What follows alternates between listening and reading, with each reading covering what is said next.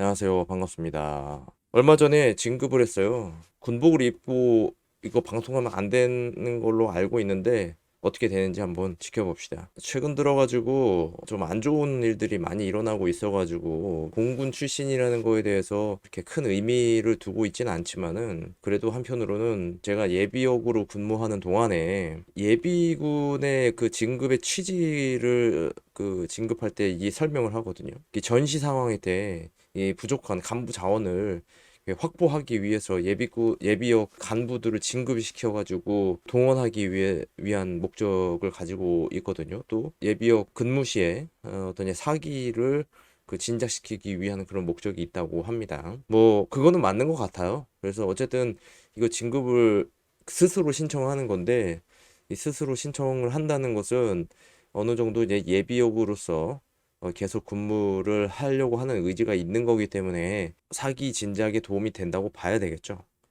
더군다나 예비역도 계급 정년을 따라갑니다. 그래서 이제 중사였을 때는 만 45세까지 그 예비군으로 편성이 되는데 그 상사로 진급하게 되면은 53세인가 그 정도까지 정년이 돼 있기 때문에 아마 그때까지 예비군 편성이 되고 이후에 이제 퇴역을 하는 것으로 돼 있을 겁니다. 그런 입장에서 안 그래도 지금 부족한 자원 때문에 그 예비군을 확보하려고 하는 그런 어떤 정책이 시행되고 있는 그런 상황에서 부사관들이 특히 우리 공군에서 이제 자살을 하고 굉장히 좀 안 좋은 이야기들, 안 좋은 사건들이 많이 일어나고 있는 것에 대해서 왜 그런 일들이 벌어지고 있는지에 대한 제 개인적인 생각입니다. 저도 나름대로 어떤 이제 괴리감, 뭐 그런 것들을 느꼈거든요. 물론 그렇지 않은 사람도 있습니다. 군 생활에 적응을 해가지고 계속 이제 정년이 될 때까지 근무를 하는 사람들도 있는데 뭐 어찌 됐든 간에 궁극적으로는 전역을 해야 되는 건 맞아요. 55세 최대 55세까지입니다. 55세 되면은 그 전역을 해야 되는데 그때 되면은 막상 무엇을 해야 될지에 대해서 좀 고민하게 되는데 뭐 준비가 잘 된 사람들은 또 그 뭐 자기가 준비했던 거를 하면 되겠지만은 진짜 군 생활 하다 보면은 또 다른 거에 신경 쓸 여력이 마땅치 않거든요. 그러면 막상 이게 전역을 하기 전까지 이 준비가 그렇게 잘 되는 편은 아닌 것 같습니다. 제 생각에는. 지금은 어떨지 모르겠어요. 지금은 뭐 진급을 하기 위해서는 여러 가지 많은 노력들이 필요하고 뭐 자격증이라든지 그런 것들에 대해서도 많은 노력을 하고 있기 때문에 물론 이제 자격증이 있다고 해가지고 어떤 이제 55세 돼가지고 전역해서 다른 어떤 뭐 제2의 인생을 산다 뭐 이런 식으로 뭐 쉽게 얘기를 하는데 뭐 제2의 인생인지 아닌지는 모르겠지만 아무튼 이 사회에 쉽게 적응하는 것은 어렵지 않은가 저는 그렇게 좀 바라보고 있는 편입니다. 특히 이제 부사관들은 그래요. 제가 요번에 진급을 이제 하러 갔는데 이게 장교분들이 굉장히 많아요. 장교분들이 그 진급을 하시는 분들이 많고 부사관들은 많이 없어요. 이제 장교분들 같은 경우에는 공군에서는 이제 조종 특기 이신 분들이 계신데 그분들은 이제 항공사에서 이미 뭐 근무를 하고 계시겠죠. 항공 그 조종 특기였기 때문에 그 특기를 살려가지고 뭐 그런 역할을 하고 있지 않을까 그 예상을 해봅니다. 근데 이게 부사관들은 없어요. 딱히 뭐 특별한 뭔가 없어요. 그런 이렇게 뭔가 이 사회적으로 그 말하자면 엘리트 계층에서 있을 그럴 여유가 없어요. 그게 현실입니다. 이 군 내부에서도 마찬가지예요. 제가 지금부터 왜 어려워하는지, 왜 힘들어하는지 저의 경험을 좀 빗대어서 이야기를 이제 해보겠습니다. 부사관 후보생으로서 교육을 받을 때는 굉장히 뭔가 이 부사관에 대한 그 자부심을 굉장히 많이 고취를 합니다. 그러니까는 굉장히 이 자긍심을 높여주는 그런 훈육을 하게 돼요. 뭐 부사관은 뭐 명예가 뭐 그런 얘기들을 많이 해요. 그래서 이 자기가 이제 부사관이 되는 거에 대한 그 어떤 의미, 동기부여 이런 것들을 강하게 이제 받게 되죠. 어떻게 보면은 그게 안 좋게 얘기하면은 뭐 좀 세뇌 뭐 이런 거일 수도 있는데 뭐 좋게 얘기하면은 진짜 동기부여고 뭐 사기를 진작시키기 위한 그런 이제 노력이라고 봐야 되겠죠. 그리고 또 외부에서 이 바라보는 인식이 이 공군 부사관이라고 하면은 굉장히 이렇게 입사하기도 힘들고 공무원이기 때문에 어떤 안정적인 직업으로서 이렇게 근무를 할 수 있다라는 그런 인식이 있기 때문에 좋은 이제 평판이 생기는 거죠. 그런 인식을 가지고 있다고 봐야 됩니다. 그래서 이제 부모님들 같은 경우에도 굉장히 그 자식을 공군 부사관에 입대를 해가지고 굉장히 기대를 많이 하죠. 그렇습니다. 그게 이제 겉으로 보여지는 거고요. 이 부사관들이 겪는 어떤 이제 실질적인 부대에서의 그 업무는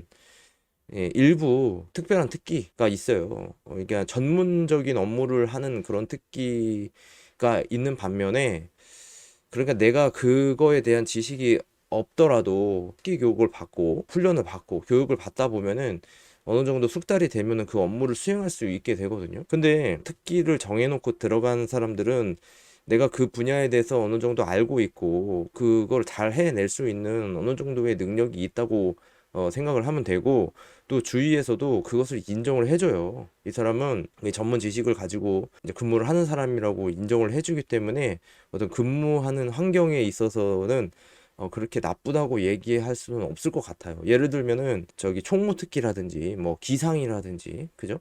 그런 것들은 자기 어떤 고유의 전문 지식이 있어야 돼요. 그러니까 총무특기 같은 경우에는 하사인데 그 단기 복무를 하더라도 이게 누구 하나 함부로 건드는 사람이 없거든요. 없어요.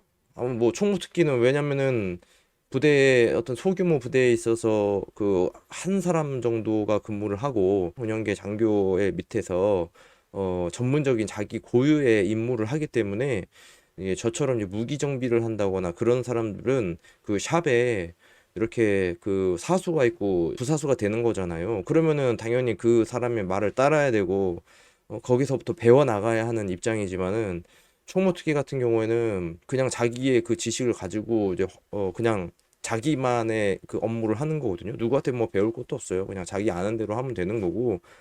그렇다는 것은 뭔가 뭐 자격증이라든지 뭐 회계라든지 뭐 세무라든지 그런 지식을 알고 있다는 얘기거든요. 그래서 누가 이렇게 쉽게 터치를 하지 않습니다. 그 부사관 선배들도 그렇고 장교들도 그렇고 굉장히 존중을 받아요. 뭐 방금 얘기했지만은 그렇지 않은 특기들, 저처럼 무기정비라든지 그런 이제 샵에 이게 인원이 많은 그런 특기들은, 그러니까 처음부터 배워 나가야 하는 그런 특기들은 좀 압박을 많이 받는 편이죠. 굽신도 해야 되고 좀 명령 이런 거, 뭐 명령이라고 얘기하기에는 좀 거창하지만은 그냥 뭐 그냥 심부름을 하는 거예요. 그냥 고참이 뭐 이거 하라 저거 하라 시키면은 그거 그냥 하라는 대로 그냥 해야 되지 않겠습니까? 안 그러면은 이렇게 따돌림을 당하는데, 따돌림 당해요. 이 따돌림이라는 게 뭐냐면 부대 안에서 이 소문이 굉장히 이게 빨리 납니다. 그러니까 내가 평상시에 친하게 지내던 사람들도 갑자기 돌변해 버려요. 이게 막 소문이 와전이 돼가지고 굉장히 안 좋은 이야기들로 네가 뭐 그런 말 했다, 제가 그런 말 했다, 이런 얘기들이 막 돌고 돌아가지고 굉장히 안 좋게 그런 식으로 돼버리거든요. 그러면 나하고도 평상시에 그냥 뭐 아무렇지 않게 지내던 사람인데 와가지고 막 뭐라고 하고 막 승질 내고 신경질 내고 막 그런단 말이에요. 이런 부분들이 있어요. 그러니까 이 부사관 계급이 참 어려워요. 어려워. 그러니까 그런 이제 훈련 받을 때는 굉장히 뭔가 어떤 부사관의 명예라든지 간부로서의 초급 간부로서의 역할, 그런 것들을 이제 강조하고 그런 것들을 해 나가야 된다라고 그렇게 교육을 받지만, 실제로 그 야전이나 실제 업무를 할 때는 너무 그 교육받은 거와 차이가 많이 납니다. 나라는 이게 없는 거예요. 그냥 온갖 잔심부름 같은 거 다 하고 그래야 되는 거거든요. 뭔가 뭐 뒤치다꺼리 같은 것도 많이 하고, 또 심부름이나 부대 뭐 행사 있을 때 그런 것들을 많이 해요. 뭐 예를 들면은 예비군 그 진급 하러 간다. 그럼 뭐 주차 관리 같은 것도 이제 부사관이 나와서 하고, 뭐 별의 그냥 사소한 거 아주 그냥 잡일이 잡일. 예전에는 이제 하사가 있는데 지금은 글쎄요, 중사가 진급을 빨리 하는지 모르겠어요. 중사들 그 군번이 그렇게 오래되지 않았는데도 중사를 많이 다는 것 같더라고요, 요즘에는. 그런 거예요. 공군에서도 장기 복무가 안 돼도 중사로 진급을 하나요? 하여튼 중사가 많은 것 같아요. 보니까는 중사가 많더라고요. 하사보다 오히려 중사가 많다. 예전에는 하사가 많았거든요. 그런데 그 일들, 하사가 하던 일들을 이제 중사가 거의 하게 된단 말이에요. 그래서 이 그 현실에서의 이 괴리감이 굉장히 크죠. 그러니까 물론 이제 자기 고유의 특기도 있지만은 그 특기 외적으로 하는 일들도 굉장히 많고 그렇습니다. 그래서 특히 이제 인간관계에 있어서는 굉장히 어려움을 많이 느낄 거예요. 이게 선후배 관계도 그렇고, 물론 적응을 잘 하는 사람들은 뭐 나름대로 잘 해 나가겠지만은 자기 스스로 목숨을 끊고 이런 사람들은 사실 어떻게 보면은 적응을 못 하는 거예요. 적응이 안 돼. 아무리 이 간도라지만 어린 사람이거든요. 어린 사람이에요. 지금은 나이가 들어도 더 그걸 뭐라 그러냐면 뭐라고 있는데 기억이 안 나네. 예, 아무튼 그렇습니다. 그래서 그런 걸 좀 생각해봐요. 참 어려운 것 같습니다. 이게 지금 다들 그런 거를 겪고 있을 거예요, 아마. 예? 부서관들 같은 경우에는 그런 것들을 많이 겪고 있을 겁니다. 지금 뭐 부모님들이 지금 많이 보시는데 그 좀 위로를 좀 해주고 뭔가 와서 이야기를 하면은 좀 잘 들어줬으면 좋겠어요. 부대 안에서 일어나는 그런 일들, 뭐 그런 일들이 그 자기 마음대로 되는 게 없거든요. 그런 것 같습니다. 하여튼 크게는 그런 거예요. 세부적으로는 각자 이렇게 겪게 되는 일들이 다 다르겠지만은 어쨌든 처음에 그 생각했던 그 부사관의 역할이라든지 부사관의 모습과 그 현실에서 내가 겪는 이 부사관의 그 모습에서의 그 괴리감을 많이 느끼게 된다. 그런 겁니다. 예, 뭐, 저 같은 경우에는 뭐, 전역한 이유는 뭐 목적이 있었죠. 뚜렷한 목적이 내가 무엇을 해야 되겠다. 뚜렷한 목적이 있었고, 또 이 군대 생활을 그 영원히 할 수 없는 거기 때문에 전역이라는 거를 어디서 언제나 언제가 됐든 나이가 되면은 정년이 되면은 전역을 반드시 해야 되기 때문에 그때 나가가지고 과연 무엇을 할 것인가. 내가 원래 이제 군인이 꿈이 아니었는데 그냥 뭔가 어떤 기회를 얻고자 하기 위해서 군대를 선택했을 뿐인데 내가 그 꿈을 이루기 위한 뭔가 그 중간 단계 어떤 그거였을 뿐이지 내가 이것을 직업으로 하고 싶진 않았거든요. 이게 뭐 월급을 많이 받고 적게 받고 그게 중요한 게 아닙니다. 그리고 명예라는 거는 사실 생각이 없어요. 생각이 들지가 않아요. 그거를 내가 이 직업을 한다는 것을 누가 남한테 보여주기 위해서 한다? 그것은 아닙니다. 그렇게 하면 안 되는 거예요. 이거는 그러니까 나의 만족을 위해서 내가 이 직업에 만족하면 내가 계속 할 수 있는 것이지만 내가 이 직업에 대해서 만족하지 못하는데 이것을 남들한테 보여주기 위해서 이거를 한다는 것은 그것도 어떻게 보면 또 하나의 목적이 될 수 있겠지만은 그것은 나의 그 정체성이 없는 거라고 봐요. 누가 알아주지 않고 실질적으로 누구한테 보여주기 위해서 이걸 하는지 그것이 또 뚜렷하지 않은 겁니다. 우리 부모님한테 보여주기 위해서 아니면 친구들한테 보여주기 위해서 그거는 아니죠. 그거는 그 사람들이 그냥 네가 그냥 군인이다 뭐 이렇게만 생각할 뿐이지 뭐 대단히 뭐 명예롭거나 뭐 그런 거나 뭐 그런 게 아니에요. 부러워하거나 그렇지 않습니다. 저도 뭐 전역을 했지만 제 친구 중에 뭐 직업 군인을 하는 친구도 있어요. 그 친구가 전혀 부럽지 않아요. 전혀 부럽지 않고 오히려 그런 이제 그 친구가 말했어요. 그 제가 유튜브를 보냐고 물어보니까 유튜브 그게 뭐냐고 그런 식으로 대답할 정도로 너무 이 현실하고 동떨어져 있는 삶을 살게 되는 것도 이게 맞는 것 같아요. 그건 뭐 좀 특별한 상황일 수도 있겠지만 어쨌든 뚜렷한 목적이 있으면은 이제 전역을 하거나 혹은 이제 부사관으로 가지 않는 것이 맞는 거일 수도 있고 혹은 부사관을 기회로 삼아 가지고 하는 것이지 그렇게 생각을 해야 돼요. 그러니까 내가 여기서 뭐 평생 이거를 해야 되겠다라고 생각하면 너무 힘들어 가지고 안 되는 거거든요. 제가 전역한다고 얘기했을 때 제 주위에 이제 선배들도 일부 선배 중에는 상사 두 명이 상사였어요. 최소한 두 명의 상사였는데 저한테 그런 얘기를 이제 했어요. 나도 전역하고 싶다고. 그런 얘기를 했었고 어떤 사람은 이제 왜 전역하냐 뭐 그런 얘기도 했었고 그런 걸 안 해요. 이게 나도 전역하고 싶은데 좀 질투하는 사람들은 그런 걸 물어보지 않습니다. 그런 게 있어요. 이게 또 부사관 후보생으로 임관을 했다.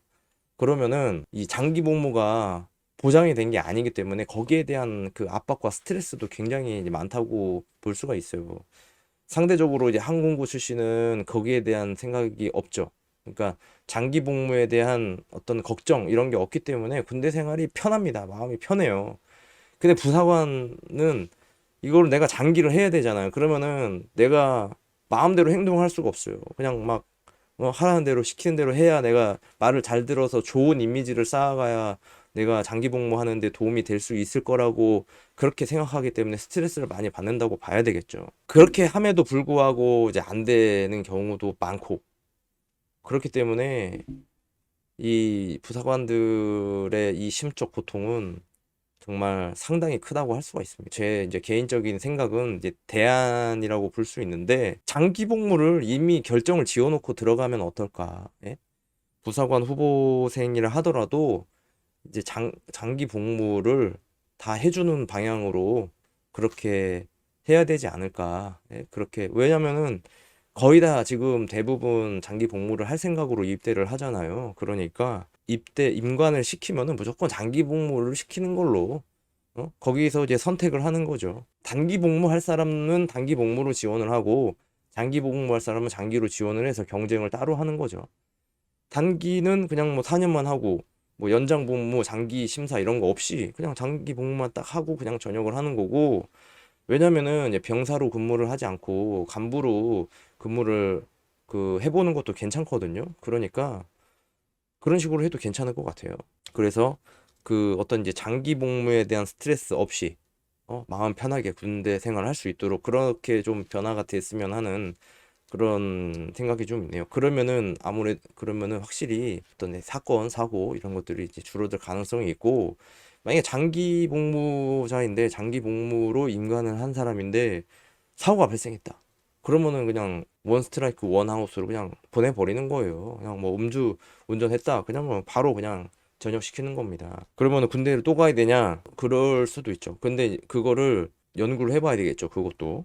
아무튼 이제 사고가 있으면은 장기 복무는 못 하는 걸로 그런 식으로 해가지고 엄격하게 해가지고 그 장기 복무를 하더라도 내가 마음대로 이렇게 할 수 없게끔 규율과 규칙을 잘 지킬 수 있게끔 어느 정도 제재를 하는 것도 중요하겠죠. 그런 이제 사고가 있어가지고 또 지금 뭐 총기를 휴대하고 무장 상태로 실탄까지 뭐 70발을 들고 나오고 뭐 그렇게 했다는데 아무튼 좀 그게 가능한 얘기인지는 모르겠지만은 좀 사고가 없었으면 좋겠고 좋은 자원이 유용하게 그 나라 국방의 의무를 다하는데 잘 활용이 됐으면 좋겠습니다.